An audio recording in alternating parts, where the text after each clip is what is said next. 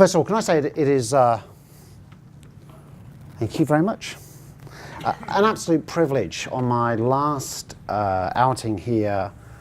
Although looking at Paul Ferrell, last is an interesting concept. You never know what's around the corner. We do move around, sometimes things happen, and it has been a really interesting journey. Part of my session today really is an opportunity, although I'm going to run through the materials and I am going to keep to time, but I actually will at the end give some reflections of that deanship the last 10 years, some of the things that have happened which I hope will resonate.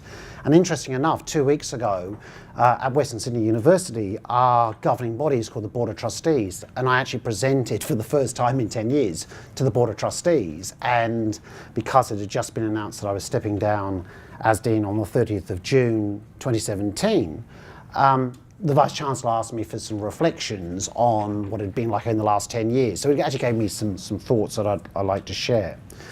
Before I start that, I would also like to acknowledge the country that we're on and our First Peoples, and it was lovely to hear Kim talking in the local language.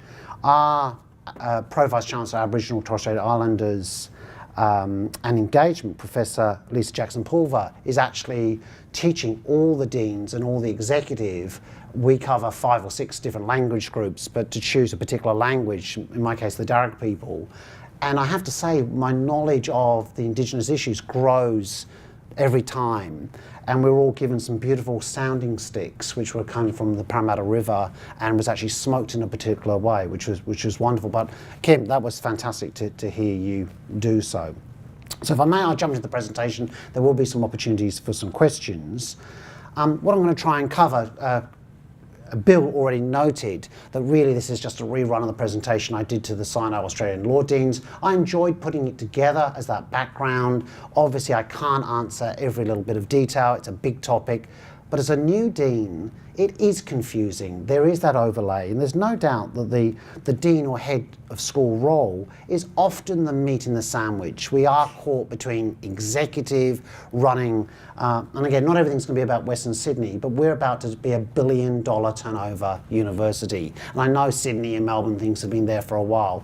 That's big business. In the corporate world on the stock exchange, $1 billion entity is big business. My little law school turns over $22 million, and we're by far the smallest school in the university.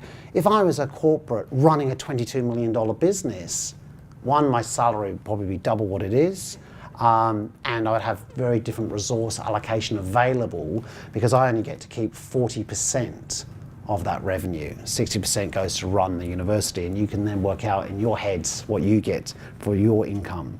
The other is the different structures. My comments have to be in the context that we're a university that just has schools. We don't have faculties or colleges or superstructures.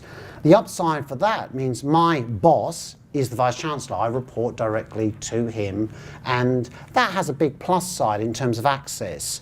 We were discussing on the way here, you know, when HR become a bit awkward, which we all know they do, it's great to be able to pick up the phone or send an email and say, Barney, I actually need this appointment by tomorrow.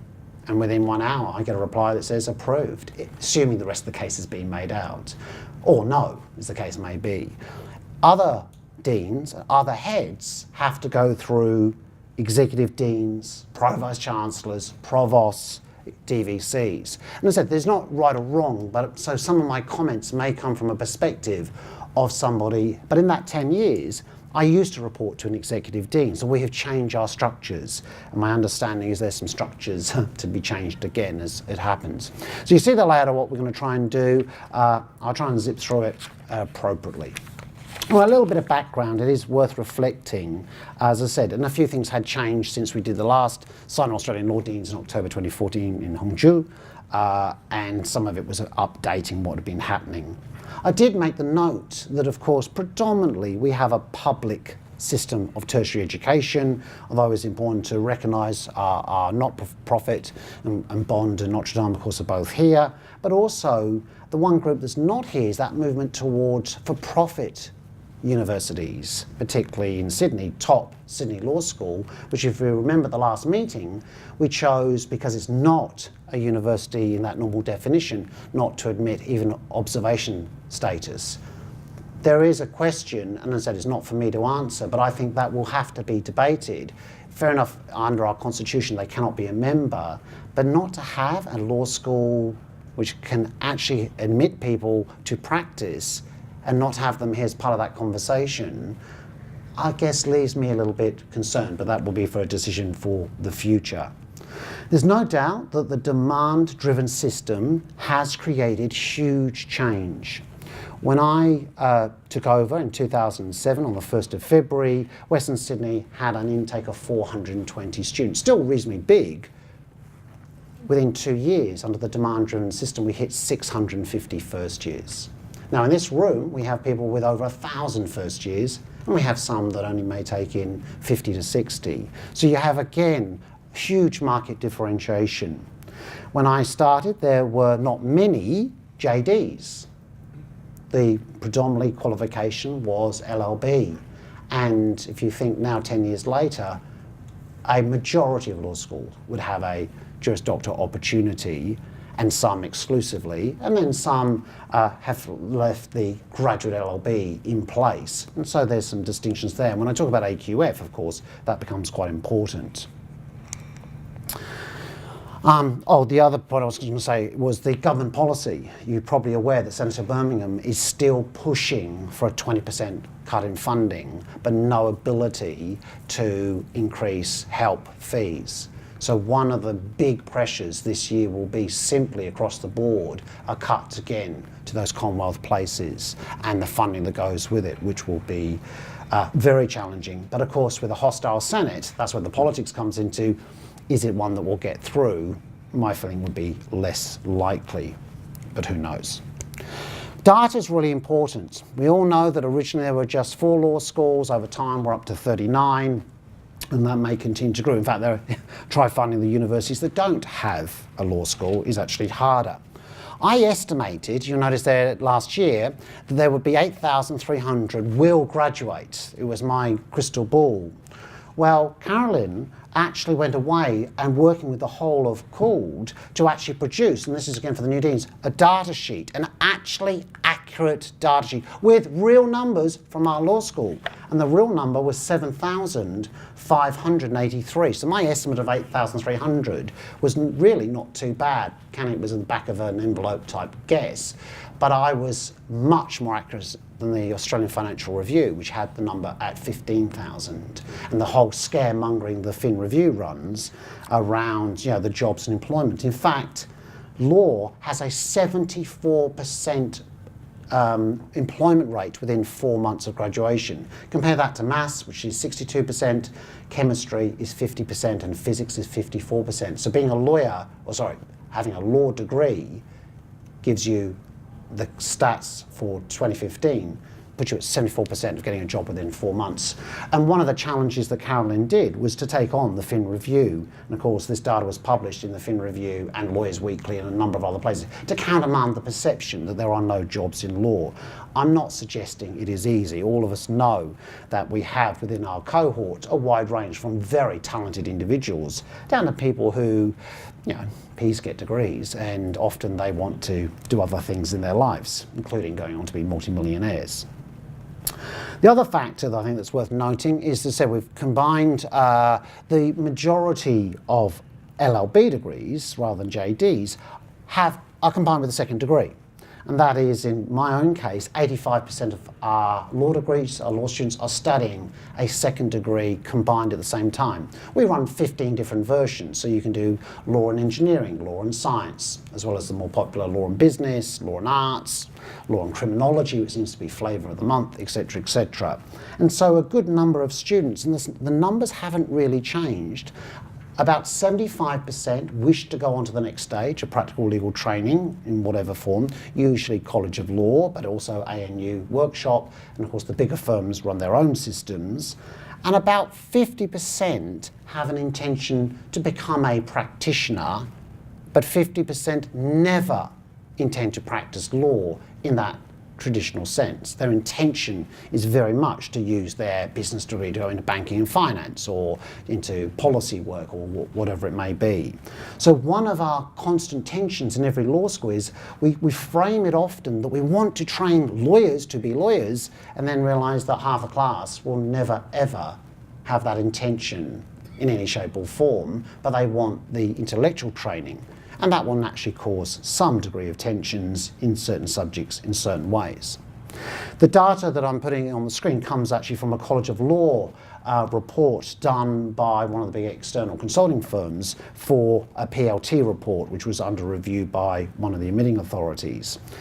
The data relating to solicitors and barristers comes more from the Law Society and Law Council reports and gives us an idea of the number, including how interesting that from a profession, and if you think of our graduating students, it's now pretty well 50-50 in terms of male-female, and those, as I said, private practice in the practicing law side is still the dominant area, and interesting that 11% is actually quite a growth in government lawyers. When we come to our part of the equation, that is the sort of the legal education side. Bill mentioned it is an alphabetic soup, and often we do slip into that terminology, and so it's worth remembering there are a lot of stakeholders in play. All of them have different agendas, and sometimes we play nicely together and other times less so. The Australian Academy of Law is also 10 years old, formed in 2007 out of a report, and even today it is the only learned academy that is not recognised for ERA purposes under the esteem factors. So if you are a fellow of one of the other learned academies, then automatically that esteem factor goes into ERA. But for Australian Academy of Law, we have not been granted that status, and it's something both the Academy itself should be lobbying, but COOL should be part of that lobbying process. It's ridiculous that other areas have that benefit and we don't. The Law Council of Australia has an education committee that tries to bring across the whole profession, across all the states and jurisdictions, and that's really important. And I currently sit on that education committee. I must admit, my eyes were opened when I took over the role, and now with Leslie, on the LPAB. Now that's obviously only New South Wales, the Legal Professions Admissions Board, to actually understand so much more the judge's perspective, the Bar Association, the New South Wales Law Society, and their concerns in terms of asking questions, and Leslie and I have to sit there every time a student has been caught with plagiarism from whatever one of our institutions and actually look at it and make a judgment to whether it is serious enough and whether, 5 speeding tickets in 2 years is acceptable but 12 isn't, and believe me, sometimes the detail they go into, and other times it's incredibly things that you would think people should not be admitted into the profession. They will never meet the bar of a fit and proper person and what those tests will be like. That was all workable until, which I'll cover in the next slide, of course, the uniform rules, where we tried to just harmonise Victorian rules and New South Wales rules, and all of a sudden you realise even very small procedural differences make a huge difference. And that, of course, plays a very powerful committee from the judges, the Law Admissions Consultative Committee, LAC. LAC has so much de facto power. It really, in its constitution, has very little real legal power, but the way that committee operates can change overnight the way our universities operate. For those who haven't been around, I just need to utter the word statutory interpretation. All of that was driven by that one committee saying it's not taught properly, without any evidence. And the Council of Australian Law Deans has spent many an hour, day, week, month, year debating what we do. Finally, a compromise was reached, but it did take, and I'm being serious, 5 to 6 years to try to reach a position. And a lot of it would be my personal belief that the relevant people were so out of touch with modern curriculum and how things are actually taught. And also the overreach. This is about admitting people, not their university education. Again, if you want a prediction, I think within 5 years we will have a national bar exam. And that will change education dramatically. But actually it will create opportunity, because some law schools will go, actually we want to teach law completely differently, and we will go down a different model. There you go. You heard it here in 2017. 5 years from now, I think we will have a national bar exam for admission to practice. Council of Australian Law Deans, we know that. The Australasian Law Teachers Association, ALTA, which will also be hosting the conference here in July, plays a major role with obviously on the law teaching side of things, then the two professional, the PLT providers, etc., and continuing education, and also the Australian Law Students Association. Also, they play a major role. Many of us send our delegates, and the mooting competitions and all the other parts. All of them play an important role. The 3 stages of legal education are very, very well known to us. Oh, sorry, if I may rewind. Some of you will know that Emeritus Professor David Barker, former Dean at UTS and also a former Chair of CALD, has just finished last year his PhD at 82 years old at Macquarie University on the history of legal education. He was there for all 150 years. So, he was able to give personal anecdotes. No, he has generally put together an amazing thesis. It will be published as a book this year, so we will actually have one place to go with all the sources in terms of Australian legal history. So it should be a genuinely fascinating read when it comes out. And I was with David last Saturday, so I know for a fact the book is really coming out. So the 3 stages of the legal education process are very well known to us, but I would say to the general community and to the general populace, and in fact our potential students, very little understanding between, they understand the academic side and they understand their HECS bill, but beyond that there is actually a lack of understanding of the role of practical legal training, because it is done differently in different states in different ways, and then that idea of continuing legal education and that compliance with practicing certificates. Even for myself, obviously Noe is an academic, and obviously been on LPAB, but my own daughter, who was admitted to practice last October and started with, in fact, an Adelaide law firm, but in Sydney office, 2 weeks ago on the 20th of February, watching her go through the steps and the mechanics and even the costs to get your application in New South Wales to be admitted is a $900 fee. And if you start to wonder where on top of all the other costs, where are the barriers? Who is going to pay for that, etc.? Luckily, the employer in this case did reimburse, but it is one of those concerns I have.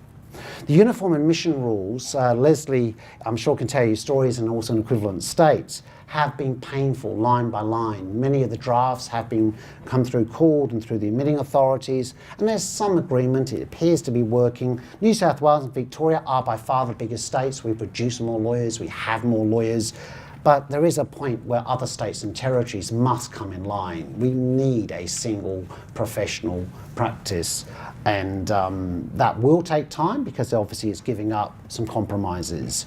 But I think we need to watch that, and I hope that we can keep the traditions of each state and territory, but somehow have that single profession in terms of practice. Particularly, as I'm sure Dan Hunter will tell us, the role of blockchain technology, etc., will start to radically change a lot of legal work, and as such the ability to switch around. And Paul Farrell, I'm dying to talk about Uber, but I'm going to hold it back at this point. Then of course we have the wonderful Priestley 11. Now those areas, it is hard to believe that Justice Priestley and his committee came up with back in 1992, and there have been some amendments and changes, but we haven't had a serious debate for a long, long time. I think you'll find the Law Council of Australia will be pushing that if there are problems with a curriculum that is not suitable really for the 21st century, we need to seriously revisit.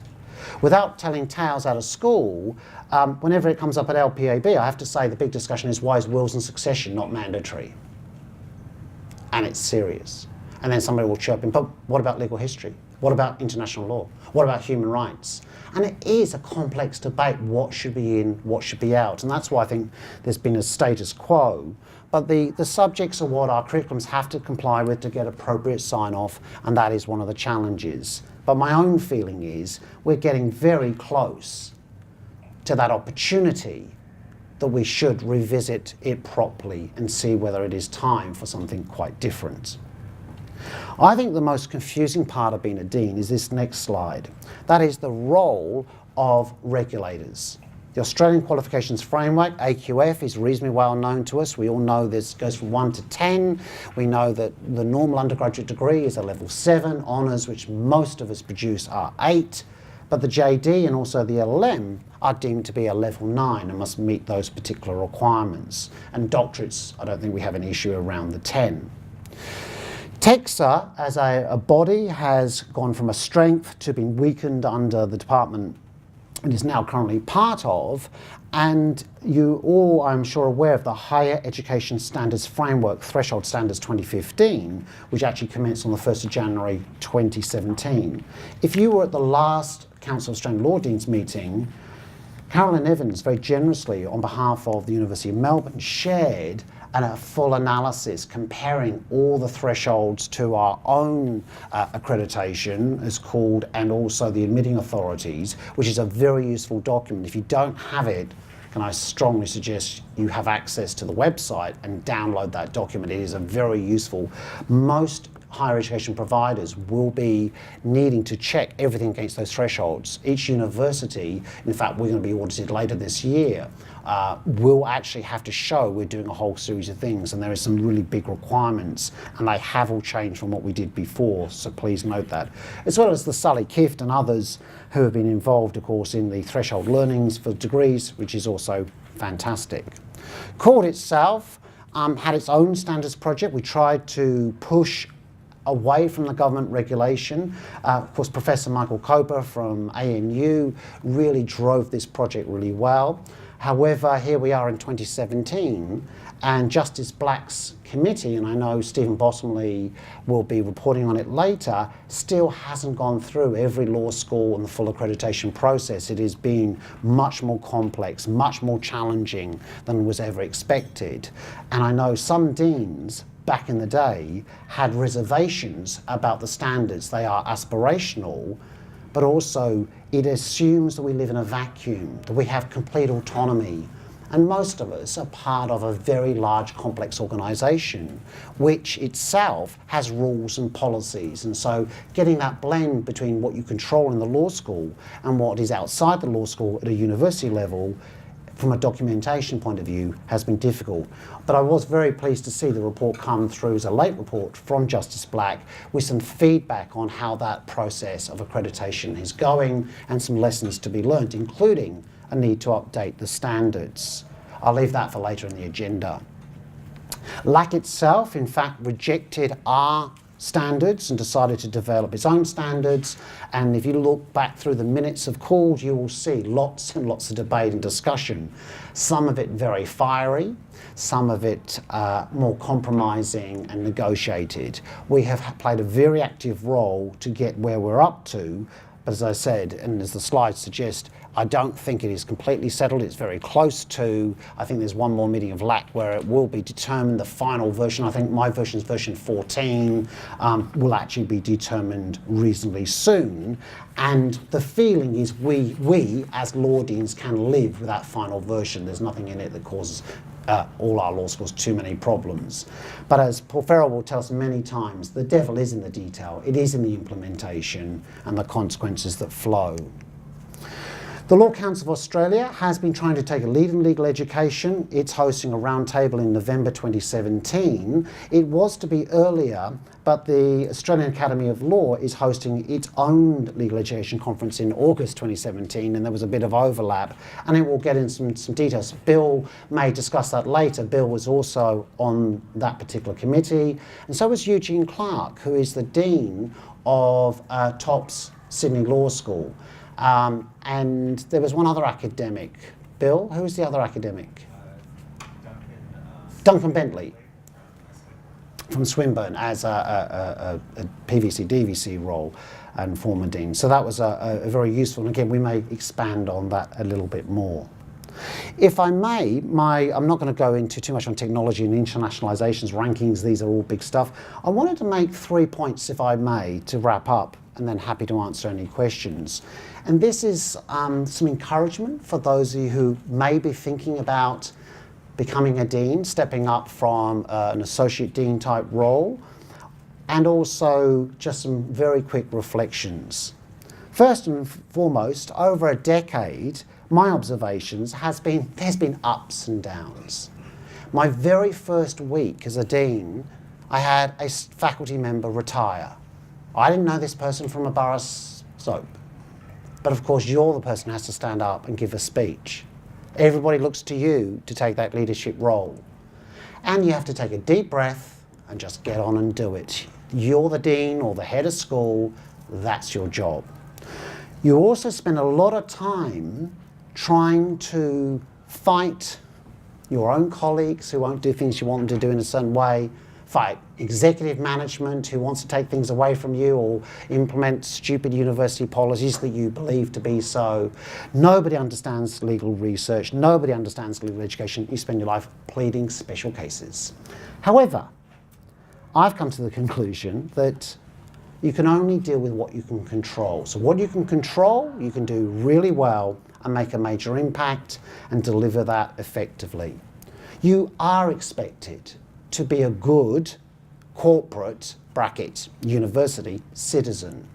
That is, there is an expectation that you understand how the whole university works. Why?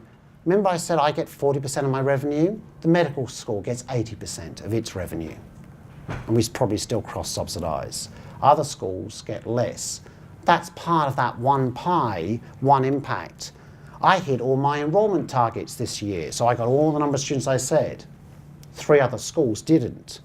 And that will be a multi-million-dollar challenge for a university. So helping your systems applied to other faculty systems is actually a collegiate way to do. I believe having a mentor is incredibly important.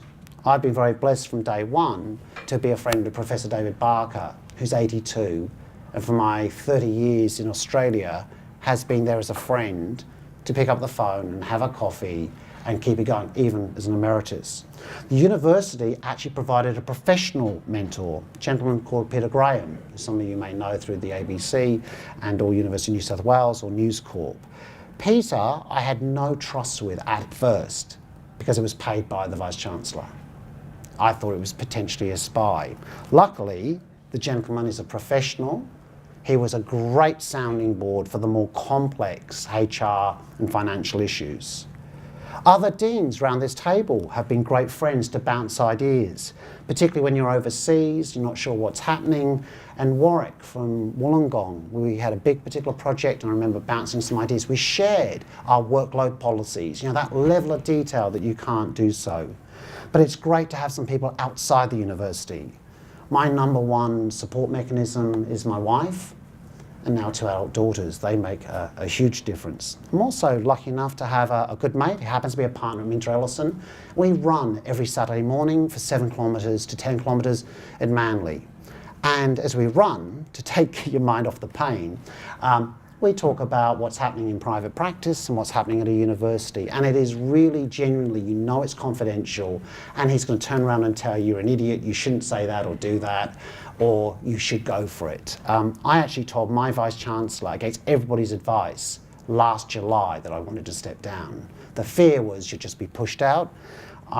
The gamble worked. I had the support to say he actually wanted me to do another 6 months, but we negotiated a sabbatical and all the terms and conditions. But that's knowing your direct boss.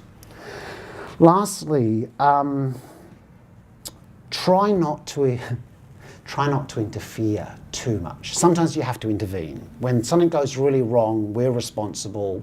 Reply to emails. If there's a major complaint from anyone, one of the best things we can do is send that email which says, I've heard you, I'm investigating.